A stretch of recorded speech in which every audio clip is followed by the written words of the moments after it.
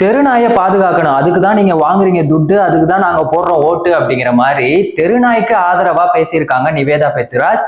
இதுக்கு சமூக ஊடகங்கள்ல வந்த விமர்சனம் என்ன? இதுக்கப்புறம் சின்ராசை கையிலேயே பிடிக்க முடியாதுடா அப்படிங்கிற மாதிரி உதயநிதி அவர்களை விமர்சித்த தாவேகா ரசிகர்கள், தொண்டர்கள். ஆக்சுவலி என்ன நடந்துச்சு? ஹாய், நான் உங்க தேவா. இதை பத்தி முழுசா தெரிஞ்சுக்கணும்னா வீடியோவை ஃபுல்லா பாருங்க.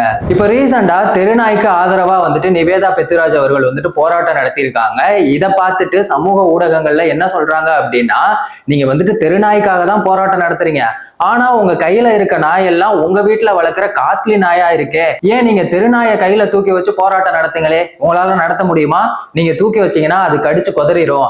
அப்பதான் இந்த தெருநாயால நாங்க எவ்வளவு கஷ்டப்படுறோம் அப்படிங்கிறது உங்களுக்கு தெரியும். நீங்க வந்துட்டு ஈஸியா பேசிட்டு போயிருவீங்க, கஷ்டப்படுறது நாங்க தான். ஒரு எக்ஸாம்பிளுக்கு சொல்றேன், நைட்டு 10 மணிக்கு மேல ரோட்ல நடந்து போகணும் அப்படின்னாலே ரொம்ப பயமா இருக்கு. இப்போ காலையில வேலைக்கு போயிட்டு நைட்டு போறவங்களா இருக்கட்டும், இல்ல நைட் ஷிஃப்ட் போறவங்களா இருக்கட்டும், இந்த நாயால, தெருநாயால ரொம்பவே வந்து கஷ்டப்படுறாங்க. சின்ன குழந்தைங்களை கடிக்குது, வேலைக்கு போறவங்கள கடிக்குது, ரோட்ல ஃபேமிலியா போயிட்டு இருக்கும்போது குறுக்க பூந்து ஆக்சிடென்ட் நடக்குது. இந்த மாதிரி தெருநாயால மக்கள் வந்து ரொம்பவே பாதிக்கப்படுறாங்க. இதெல்லாம் உங்களுக்கு தெரிய வாய்ப்பே இல்லை. ஏன்னா நீங்க வந்துட்டு சொகுசு கார்ல போயிட்டு சொகுசு கார்ல வர்றீங்க. இதை பத்தி எல்லாம் சும்மா பப்ளிசிட்டிக்காக ஏதாவது பேசணும் அப்படின்லாம் பேசாதீங்க அப்படின்னு சொல்லியிருக்காங்க. அதுக்கப்புறம் ஒரு முக்கியமான விஷயம் என்னன்னா, நிவேதா பெத்ராஜ் அவர்கள் என்ன சொல்லியிருக்காங்க அப்படின்னா, இந்த பூமி வந்து எல்லாருக்குமே சொந்தமானது, அப்போ விலங்குகளுக்கும் சொந்தமானது தானே அப்படின்னு சொல்லியிருக்காங்க. ஒரு ரேபிஸ் வேக்சினுக்கு வந்து ஒரு நாய்க்கு போடுறதுக்காக பலாயிரம் ரூபாய் செலவு பண்ண வேண்டியது இருக்கு.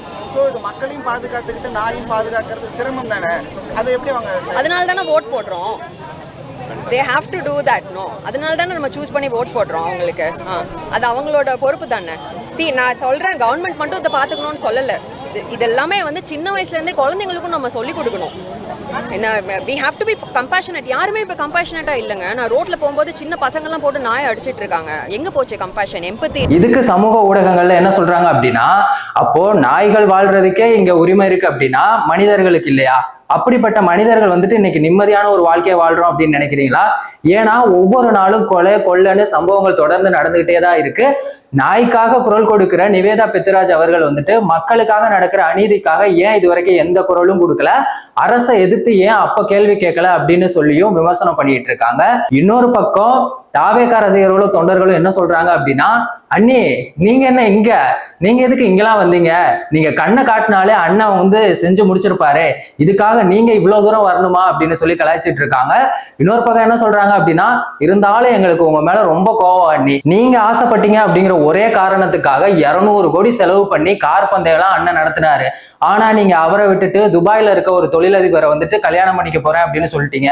அண்ணனோட மனசு எவ்வளவு வேதனைப்பட்டு இருக்கும். அதெல்லாம் நீங்க கொஞ்சமாவது யோசிச்சு பார்க்க வேண்டாமா? இன்னைக்கு என்னடானா அண்ணனுக்கு எதிராகவே பேசுறீங்களே, நீங்க ஒன்னும் கவலைப்படாதீங்க அண்ணி, உங்களோட கோரிக்கை நிறைவேற்றப்படும் அப்படின்னு தாவேகா ரசிகர்களும் தொண்டர்களும் நிவேதா பெத்ராஜ் அவர்களையும் உதயநிதி ஸ்டாலின் அவர்களையும் வந்து விமர்சனம் பண்ணிட்டு இருக்காங்க. தெருநாயால மக்கள் எந்த அளவுக்கு பாதிக்கப்பட்டிருக்காங்க, நிவேதா பெத்ராஜ் சொன்னதை பத்தி உங்க கருத்து என்ன அப்படிங்கிறத மறக்காம கமெண்ட் செக்ஷன்ல சொல்லுங்க. வேறொரு வீடியோல வேறொரு கண்டென்ட்ல நான் உங்களை சந்திக்கிறேன். நன்றி, வணக்கம்.